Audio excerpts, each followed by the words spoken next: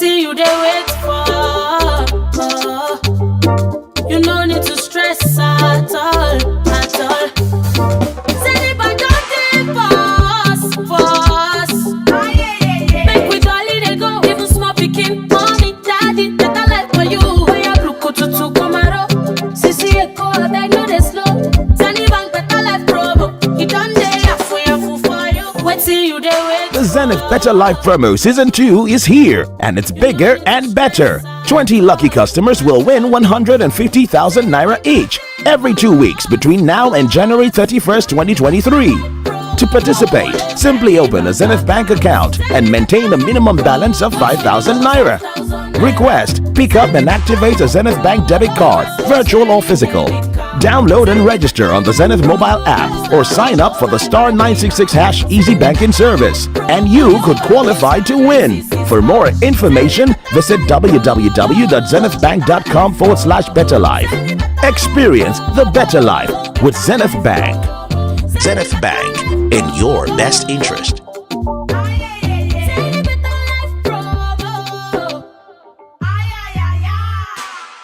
That is probably one of the most complex companies to build because of how it can go. You can destroy people, you can kill people within a twinkle of an eye, right?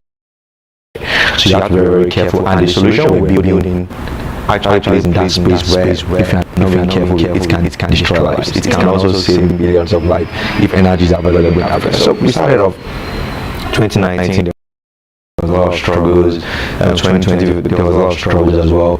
And then sometimes I was flying, I was coming to Texas every year, and I had this idea that there are too many apps that people are using to book appointments. Like, why don't you have something that that can help solve that challenge of having too many apps on my mobile phone to just book appointments? Imagine I was going to restaurants, I was going to barbering salons, I was going to the spa, I was going to see my doctor. So we decided to build Pot. And after building Pot, I won a career award, and that was led to Blue Tanks. And I didn't have anything to want to build Blue Tanks. I wanted to hand it over, but I felt like this thing shouldn't just die here, and with the support of a lot of other folks, we got Blue Tanks out, and that's how I ended up starting 3 companies.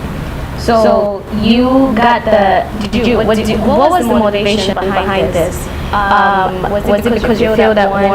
What made you think you could succeed in the other 3 or in the other 2, whatever it is you're doing now? After failing the first time, and I'm very sure you're going to have like some setbacks and withdrawals and the stages you go through after losing a company, after investing so much money into something. And what made you feel like you could rise back up? I think resiliency is probably one of the things that I think I've learned over the years, which is the fact that nothing's ever guaranteed, right? So you keep on doing stuff over and over again. So for me, it was more of when we leave Valleyfield, right? I could separate the reason why I failed from me as a person as being a failure. The reason why I leave Valleyfield was because of the business model. It didn't have anything to do with me. It was just because the business model wasn't going to work. So the moment I could separate why something failed from myself, so I didn't see myself as a failure. I saw it that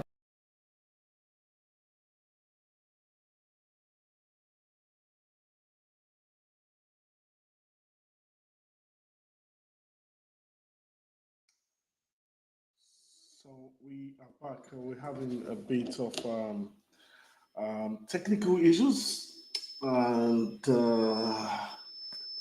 just give me a few minutes while we put these technical issues in place. Just hold on. Okay.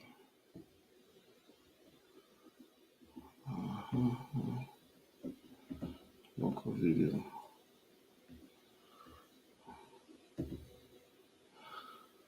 Okay. Active, unknowing to us that we had forgotten that energy is probably one of the most complex companies to build because of how versatile it can go. It can destroy people, it can kill people within a twinkle of an eye, right? So you have to be very careful. And the solution we're building actually plays in that space where if you're not being careful, it can destroy lives. It can also save millions of lives if energy is available in Africa. So we started off 2019, there was a lot of struggles. 2020, there was a lot of struggles as well. then sometimes flying, just I was coming to Texas, Texas we are, and I had this idea that there are too many apps that people are using to book appointments. I'm like, why don't we have something that that can help solve that challenge of having too many apps on my mobile phone to just book appointments. So imagine I was going to the restaurants, I was going to the barbing salon, I was going to the spa, I was going to see my doctor. So we decided to build Pods, and after building Pods, I won a career award, and that was what led to Blue Tanks. And I didn't have it with me to want to build Blue Tank. I wanted to hand it over, but I felt like this thing shouldn't just die there. And with the support of a lot of other folks, we got Blue Tanks out, and so that's how I ended up starting 3 companies. So you got the. What was the motivation? This was it because you failed at one? What made you think you could succeed in the other 3 or in the other 2? Whatever it is you're doing now, after failing the first time, and I'm very sure you're going to have like some setbacks and withdrawals and the stages you go through after losing the company, after investing so much money into something. And what made you feel like you could rise back up? Well, I think resiliency is probably one of the things that I think I've learned over the years, which is the fact that nothing is ever guaranteed, right? So you keep on doing stuff over and over again. So for me, it was more of when Lead Valley failed, right? I could separate the reason why I failed from me as a person that's been a failure. The reason why Lead Valley failed was because of the business model. It didn't have anything to do with me. It was just because the business model wasn't going to work. So the moment I could separate why something failed from myself, so I didn't see myself as a failure. I saw that the business I was building had a model that was not sustainable. So I separated that. And when I could separate that, it was easy for me to just forge ahead, right? Because it's like saying that if I find something else to do that is quite interesting, then I can definitely build it. And also 2020 December, I was with a mentor of mine in Maryland. And we were talking, he's building a new product, which I can probably talk about right now. And he said to me, he said, there are many solutions that I see yet to be built in our world. I mean, he said that to me, I kept on thinking about it coming into the new year. So we saw around December, around the Christmas period. Like, okay, because we live in a generation where everybody feels like everything has been done. Okay. But there's still a lot of things that still need solutions in our world today. So for me, I just felt like, what, it was high time, we continue to build. And I want to see people's life, being improved. I want to impact people's life. And I think that one of the best ways I can do it is to use my innovative ability to be able to build companies like the ones that we have built so far. So, okay, that's amazing. So you're saying that you had to figure out what the problem is. Like, what problem did you see? Because I think you have 3 different companies here that are geared towards energy. One is geared towards, 2 is geared towards energy, and 1 is like a social app. Pods is more like a social app. Okay, so what problem did you see in, maybe you can group them together, or if you want to separate them, what was the problem you saw that you felt the need to fix? Okay, cool. Okay, so let's start with Pods. Okay, so Pods basically is a one-stop appointment app that is used to book appointments. So one-stop shop. Okay. So why do you have to have 20 apps on your phone to just schedule an appointment, right? So what we decided to do was that let's bring everybody together, and that has always been like my own business model. Of course, many entrepreneurs out there have their own business models that they love to build around. So one of my favorite business models is to one-stop shop. All right, so we decided to build Pods to just help people to schedule appointments, irrespective of whatever event or whatever services that you want to probably receive. So it was more like, okay, let's have a one app that can do all those numerous things. So that's what we decided to do at Pod. Proactive, interestingly enough, Proactive started off as a clean tech company to trade excess energy. Okay. But we pivoted, so now we have our direction as some more bigger stuff that we have added to it. Proactive is now into energy equity and energy justice, which I think is also another thing that I've learned in my journey of entrepreneurship so far. When do you pivot? When do you say, I don't think there's a light at the end of this tunnel, and when are you supposed to take a seat back and try and come up with something to help you to forge ahead? So it was more of, so Proactive started off as something different, we decided to pivot it. Right now we're an energy justice company, an energy equity company, and then what we're basically trying to do is to reduce people's energy consumption and also to improve people's creditworthiness across all lines, either in Africa or in the US. Now the good part is that we still have our trading excess energy part, which is what we started off initially as there, but what we have done is to expand it in order for us to be able to get easy market penetration and early market penetration, where we can use the customers that we have right now to actually achieve what we initially set out to do. So we decided to pivot. Blue tanks, electric vehicles is becoming a thing, right? But sustainability is something that the whole world has to start thinking about, right?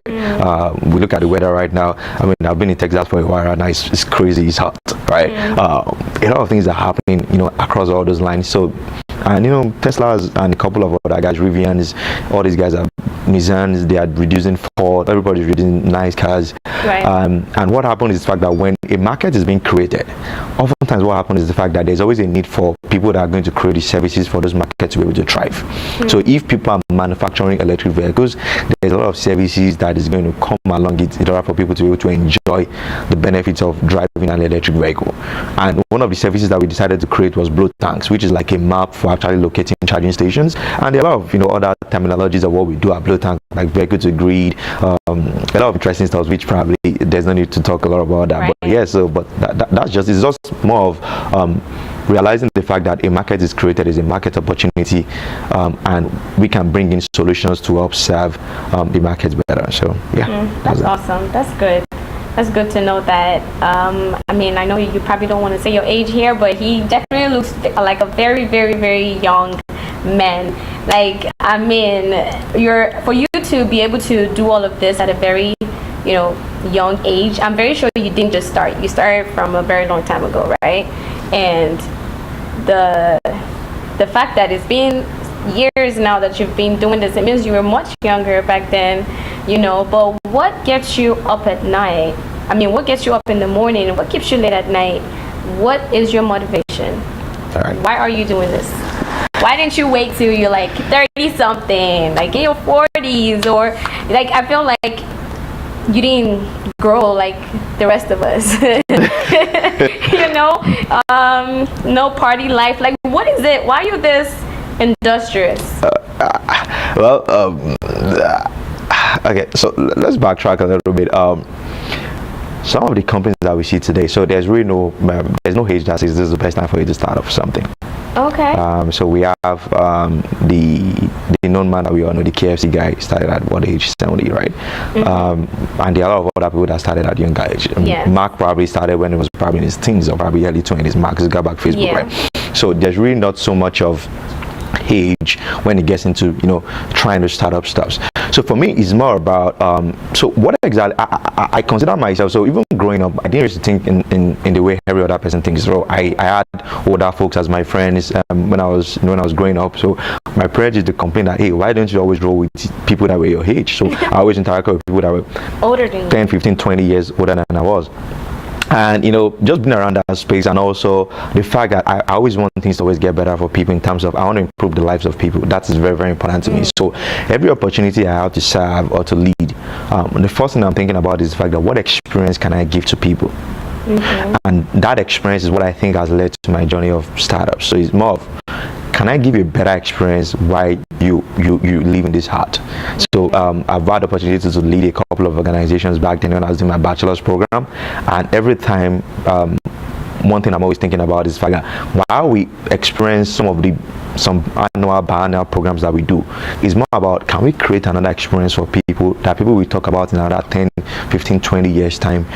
Can we go out and do something that's more excellent? And I'm happy at where I am today. So the motivation for me is just the fact that I want to create an experience for people, and creating an experience for people means that I have to spend some part of my time to actually think around it and be able to create that. So yeah, for me, that's just it. So I really want to create experience for people.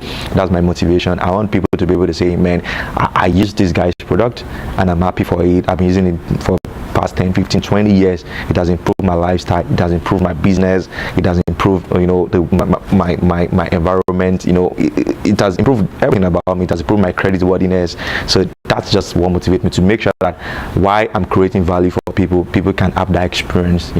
That's it for me. It's not just about the profit, it's about the experience that people can talk about in 15, 20, 30 years time. That's awesome.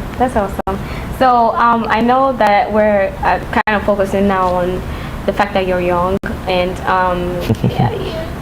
I know you probably have workers, right? Yeah. And you pay people salary, right? Absolutely. I remember asking him that, hey, can you employ me? I want you to be my boss.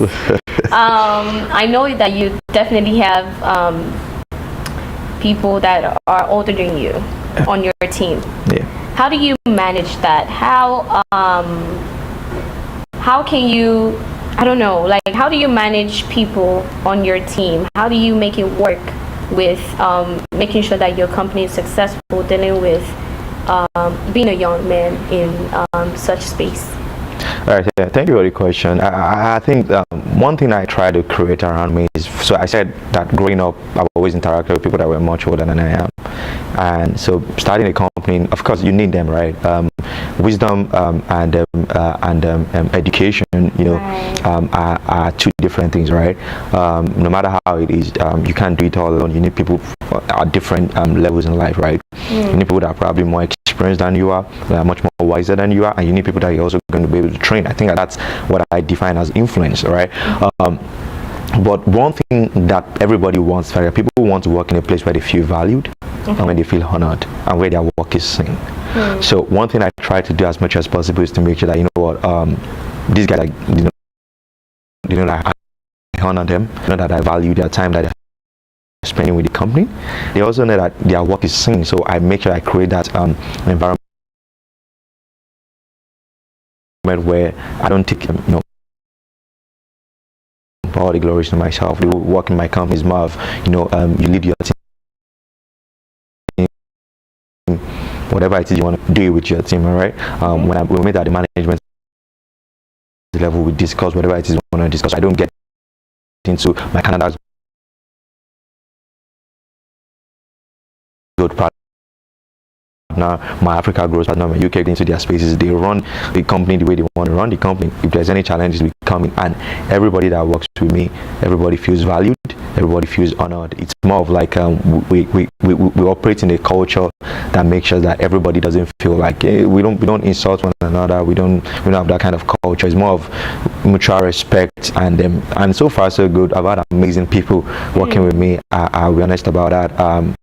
Amazing people that are committed to what we've been building so far, and it's been an interesting, journey so far. So yeah, and for the people that work with us that are probably younger folks, some of them are just coming out of school, out of college. What I've been able to also do for them is to make sure that create a community where they can really grow. Because I also started from somewhere, right? People did invest in me. That is why I know what I know today. So I'm also interested in actually investing in them beyond working for me. More importantly, I want them to be the best version of themselves. Okay, that is awesome. Thank you very much. Before we go further, we're going to go on a short commercial break by UBA so we can drink some water.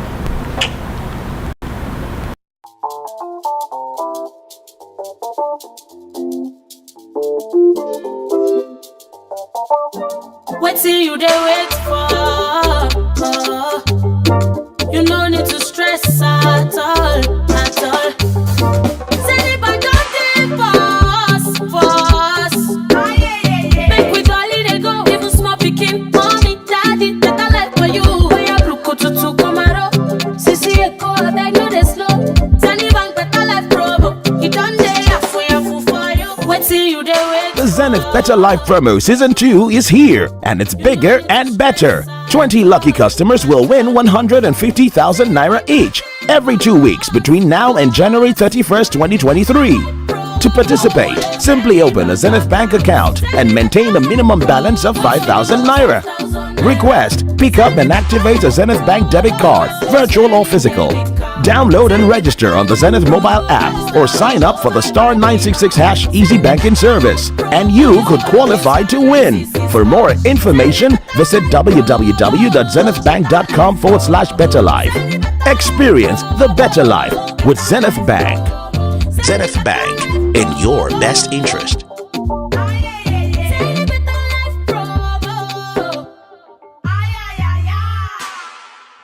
It beats.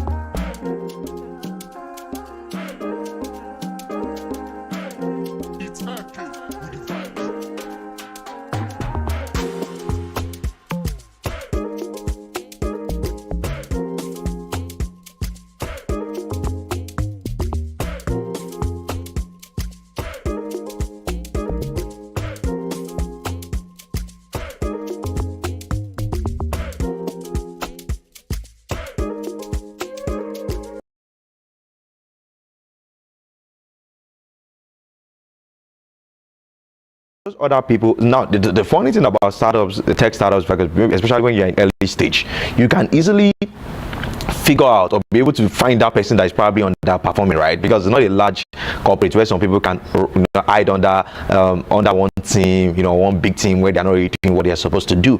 But as an early stage company, what you want to do as much as possible is that once you identify that, you have to create a channel. So for instance, I don't get so much involved with my employees relations. I have other partners that do that. So if I realize that somebody's underperforming, I'm like, hey, why don't you have a conversation with this person?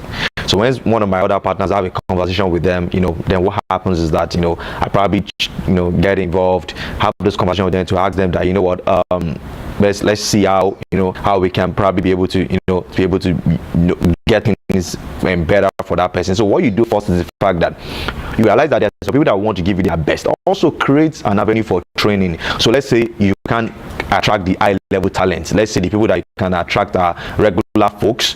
What you can do is that you can now create a system whereby you can even though we are an early stage company for most of my startups, we create a system for training. We actually have trainings 2 times a month. Okay. So and I bring some of my friends from different walks of life, PwC, US, a lot of places, where they can come speak to them to make sure that they actually give their optimum best. It's okay for you to recognize the fact that the reason why this person is underperforming is because this person doesn't have the skill set required to actually perform.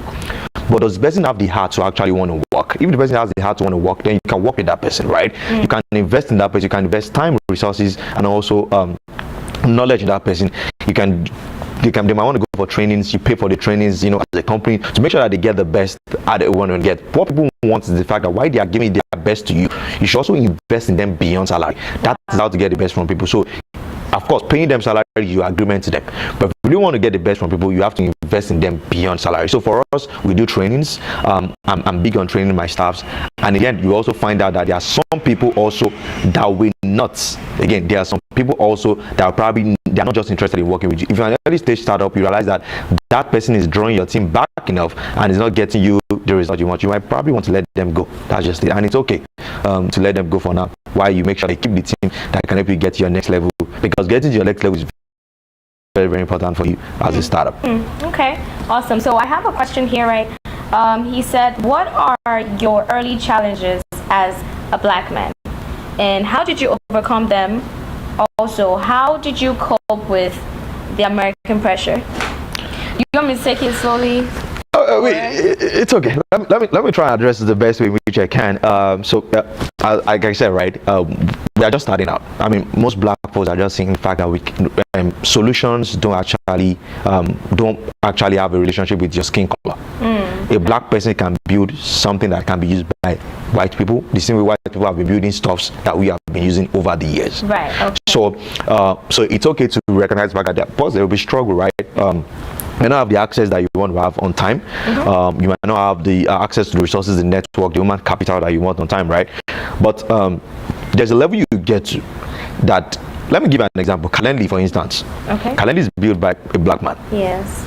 It doesn't matter today. White folks use it. Every other person uses it. The value is intact, irrespective of the skin color. of that person. Now, the truth is the fact that you might not be able to raise money the way your other folks will be able to raise money. You know, maybe they build a startup in less than 3 weeks, they're already churning out $100 million because of their skin color. It's okay. And that's why, as we are growing as startups, and I really will say this to appreciate a lot of black founders that are ahead of me, that are making conscious effort to also invest in other younger startups. I really want to say those guys are really doing a fantastic job, because they are the reason why we are keeping this ecosystem alive. There are a lot of founders, CEOs that I know today that take part of their own salary and do invest in other small business. And this is why, I mean, there's a company I was reading about their story recently of how a CEO of a known startup in Africa, one of the biggest startups in Africa, actually made sure that the business didn't go out of extinction. Like he resurrected the business. The business was actually going to die, and they are doing fine now. So it's okay to be honest and say challenges are real. They do exist. But one thing we all do for ourselves is the fact that we must remember that we are also the only people that can actually change the face of it. So for me, it's just that resiliency. I recognize the fact that it's not easy compared with any other race building stuff, but it's okay. The challenges are welcome. I'll make sure that the solutions that we continue to roll out are intact, irrespective of our race, of our skin color. It is valuable. It's something that any people in the world can use. Once they can use it, we are good to go. So that's, and also, you know, the pressure of the US. I think the beautiful thing about the US is the fact that it's a land of opportunities, right? You can become whatever it is you want to become. Right. So yeah, so I think people have done it before. I'm not the first person to do it. So, and I also know I'm not going to be the last person to do it. So I'm encouraged to handle the pressures. And if I need some help, I definitely have people I talk to help me out in my tough seasons as well. So you do? Yeah. So how important is it to have a mentor in this type of business? Like, what would you advise? Is having a mentor a key part of your success? Absolutely. So what do mentors do for you personally? First is the fact that they give you access. They also give you credibility. For some people to just know that you actually have some people that probably you speak to, that listen to, they have access. Some of them knows the people that you need to get to your next level. To be honest, what it took them probably 20 years to get to, they want you to get there in 6 months. That's why you need a mentor in this kind of space. You don't have to go through the struggles that they went through. You don't have to. But the caveat is this, right? The mistake a lot of people make with mentors is the fact that people think that people are too quick to use people. Permit me to use that word. If you don't invest in relationships, or you just want to come and take from them. I have people that I have been following for a while. I've not taken a dime from them. Okay. Right? Because there's a concept that's called social capital. And what social capital means is the fact that I invest in you enough to a point where when I need something from you, I mean, if you're a good person, okay, because if I say that, like I'm saying a generic statement. If you're a good person, I should be able to, you know, take that from you and really say, you know what, I'm giving back to this person. Right. So that social capital is what majority of people don't have. You serve people. And, you know, somebody, I mean, one of my mentors and role models also say this: you have to learn how to serve people. When you serve people, when you invest in social capital, you can withdraw from it anytime. So mentors are very, very important, because you know what, I don't want to struggle. I don't love struggling. If people have done it before, then why do you have to struggle? Why don't you get those people to actually put you through what you need to actually, you know, you need guidance with? And in the end, they're happy you're winning, and then, you know, you're happy, you know, to win as well. So if that's the reason why you're in the business, why don't you get mentors? So I have mentors, I have people that I listen to, and I do invest in our relationships very well. That's nice. I'm very sure you have mentees as well. Absolutely. Okay, and you're technically your boss, but what has surprised you the most, being a business owner of multiple companies, being a boss? What is that thing that surprised you the most, having a business? What is that one shocker for you? It's harder than it looks outside. Okay, it looks easier on the outside. Yeah. Okay. Yeah. Because everybody looks at it, everybody wants to start something. Yeah, it's harder than it. And you know, and I also say this, you know, just for the sake of this conversation, because now this might pressure a lot of people to go and start stuff. Everybody don't need to start new things. Everybody don't need to build businesses. Everybody don't need to. Okay. My innovation journey didn't start off by building stuff. It actually started off by actually working in places, and I saw processes that were not working well, and I wanted to fix it. Okay. All right, and I was recognized for it. Okay. So for a lot of people, because people might get into that position of feeling like, oh, I need to also build stuff, I need to start racking my head around. Don't innovation. But if that is not what you feel like, so because I'll also backtrack again. Innovation can be what you are building can be a thing of purpose for some people. Right. And if it is a thing of purpose for you, a thing of passion for you, it can be purpose, it can be passion, right? You have to be sure that this is what you really have the guts to be able to do, irrespective of whatever the outcomes are. Some people are going to work with people and they're going to make sure that they take a company from the level that it is to another level that it needs to be. So I will give you a perfect example. Microsoft have changed CEOs since Bill Gates, right? So Bill Gates came, Adams, I'm trying to remember the name of this person. Steve Ballmer came. Okay. So Bill Gates left, Steve Ballmer came, and this person, right, Satya Nadella is there. Everybody has seen the impact of what Nadella has done. In just few years, Satya has grew the profit of Microsoft by over 100%. So it's to let you know the fact that dude's name can never be forgotten in Microsoft. It's going to be remembered forever. So you can work in a place and actually make sure that you are increasing. And if you work in a place and you feel you are not valued, move on, leave there. It's you. Like, you have the skill in you. You will take it somewhere else and you will go where you will be valued. It's that easy. But we don't need to pressure ourselves into building companies, because I've seen a lot of people, spend their life seasons on building companies because they were not actually supposed to build companies in the first place. Okay, but the interesting thing is that it is harder than it looks outside. So before you come in, count the cost. Okay. All right. Awesome. Thank you so much. Before we ask the few questions left, we're going to go on a quick commercial break and we'll be right back.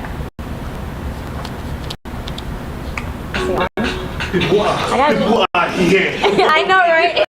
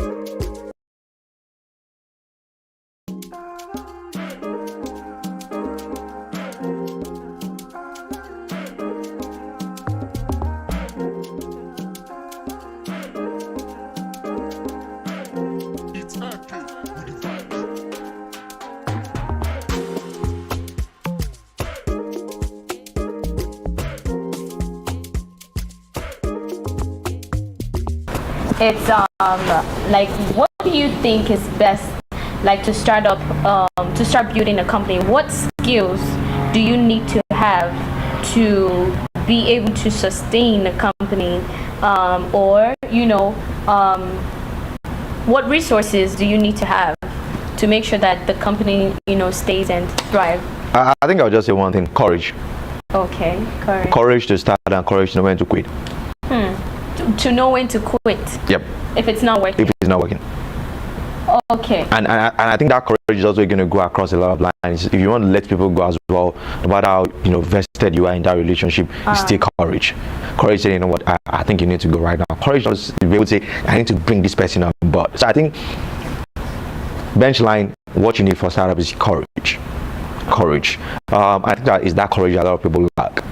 There's a difference between having an idea and bringing it to life. Okay. Execution is where a lot of entrepreneurs do fail. A lot of people, you walk around the road, you probably take a drive around town, everybody have ideas, everybody have things they want to build. The difference between people that just have ideas and people that build stuff is only execution, and it takes courage to be able to execute.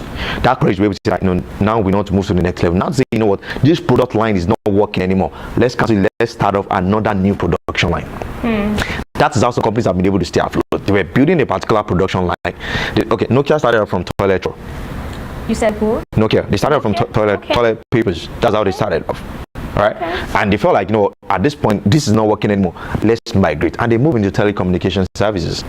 So you are ability to be, that courage is what people need most. Courage to be able to say, I'm bringing this person on board, I'm letting this person go. That courage to be able to say, you know, I'm starting off this, I need to move to another level. That courage is actually what is most important for majority of entrepreneurs. So what you need is courage.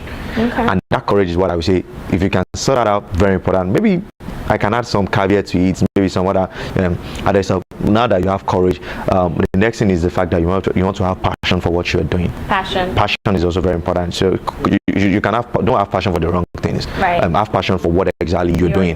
Because I'll be lying to you if I say it's a straight line. It's not going to be. It has a lot of curves. Right. And your passion will sustain you. Your courage will help you take some decisions that you need to take at some specific time. Awesome. Yeah. So I think we have someone on the call. We're going to take this call real quick. Who do we have on the call with us? Samuel. You said Samuel? Yes, this is Samuel from Lagos, Nigeria. Okay. Save the slum. Oh, you're Save the Slum. I was literally about to read your comment on here. You said that you would like to reach out. I mean, you can go ahead with your question. I don't want to be too forward. Go ahead. But the first thing I want to say is this is a great platform, and I'm so happy to learn from you guys. Okay. And it's a great one you guys have been sharing. So much information and so direct and very inspiring. Thank you. So my question was about mentorship, which Olalekan really answered specifically. Thank you for that awesome answer. Another thing which I want to request for was about mentorship. I wanted to, like personally now, I run a non-profit called Save the Slum. Also, part of it is what we do now. I'm running a tech company called LT39, which is just basically giving people access to quality care at their convenience, right? It's more about a digital telemedicine platform because we want to reach out to many people at large. So I will want to request for a mentorship. I don't know what I want to call it now from both of you, whereby I have a lot of things in my head. I have a lot of dreams. Like Save Islam has reached out to over 1 million persons in Nigeria, Northeast Nigeria, in Maiduguri, Borno State, and over 16 states in Nigeria as of now. But notwithstanding, we still want to do more. And as the executive director, I feel like mentorship has helped me to where I am right now. And from me hearing what you guys are saying, I still feel like there are a lot of things I would want to learn, and sharing those knowledge and sharing those insights would be able to, scale up some of my skills, my activities, and making large impacts that I want to see in the near future. Yeah, thank you. Awesome. Thank you so much. After the show, we would get back to you on mentorship. Or what do you think? Yeah, absolutely. I'm open as well. So happy to connect with you as well, to offer my hands. Thank you so much. Thank you. This made my day. Thank you. You're welcome. You're welcome. Thank you so much. Thank you. Also, we're gonna go straight to the last question for the day. What if you had to sit on a table with world leaders and ask a question? I mean, not a question. What are going to be your recommendations for them if you had to sit, one-on-one with them? Okay, so for security, security, I'll tell them that security is important.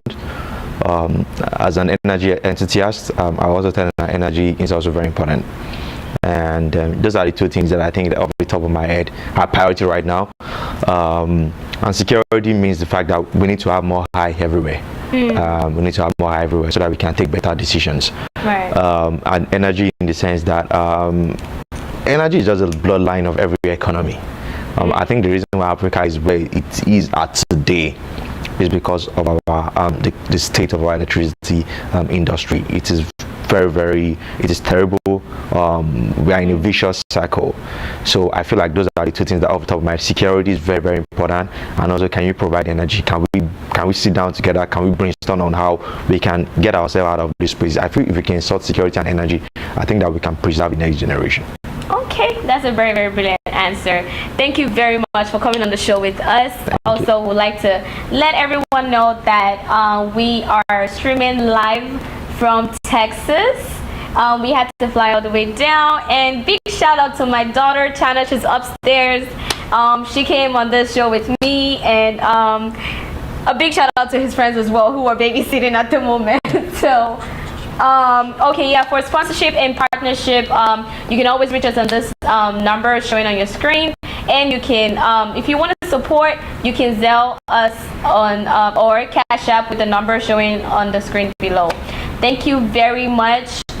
We appreciate you for coming and also giving your time. Yeah, thank you for having me as well. Thank you so much, and I hope that we go further and do better things and great things from here. Absolutely. Alrighty.